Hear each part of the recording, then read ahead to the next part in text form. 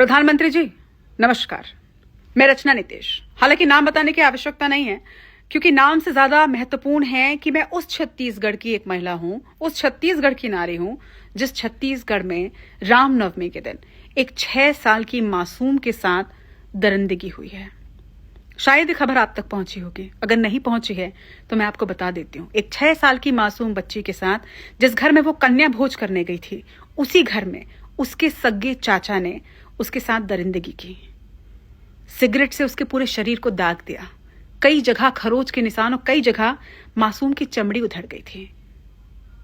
इसके आगे तो शायद बताने से भी रूह कांप जाएगी। उसके प्राइवेट पार्ट में एसिड डाल दिया गया था।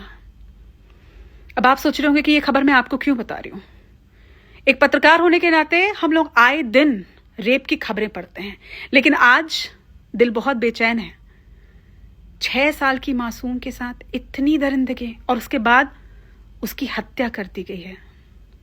उसकी डेड बॉडी गाड़ी की डिक्की से मिली।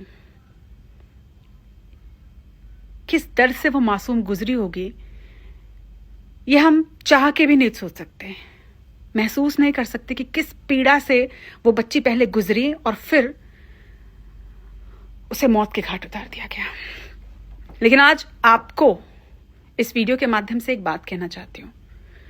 इस देश की आधी आबादी यानी हम महिलाएं आज चाहती हैं कि जिस तरह से आप लगातार फैसले ले रहे हैं, जिस तरह से आपने भारत को स्वच्छ भारत बनाया, जिस तरह से आपने इंडिया को डिजिटल इंडिया कर दिया, जिस तरह से आपने 3 तलाक का बिल लाया, जिस तरह से आर्टिकल 370 हटाया, जिस तरह से वक्फ संशोधन बिल को कानून बनाया, इसी तरह से एक फैसला और ले लीजिए सर, बस एक फैसला। कानून है, दरिंदों के लिए कानून है, पॉक्सो एक्ट भी है, लेकिन एक कानून बना दीजिए इस भारत में, बलात्कारियों को सिर्फ और सिर्फ फांसी की सजा होगी। एक ऐसा कानून बना दीजिए कि भारत जहां पर हम भारत मां कहते हैं, भारत जहां पे कन्याओं को पूजा जाता है, उस भारत में किसी के दिमाग में, किसी के जहन में यह विचार भी मत आए कि वो किसी लड़की को, किसी नारी को, उसकी अस्मत को छू भी सकता है। और अगर नहीं तो लिंग परीक्षण, जिसे भारत में गैर कानूनी माना जाता है, उसे वैलिड करवा दीजिए। कम से कम महिलाएं जब गर्भवती हो तो लिंग परीक्षण करवा लें, और अगर मालूम चले कि उनकी कोख में एक लड़की है, एक देवी है, तो उसे वही गिरा दें, क्योंकि जन्म लेने के बाद उसकी सुरक्षा की इस भारत में शायद कोई गारंटी नहीं है।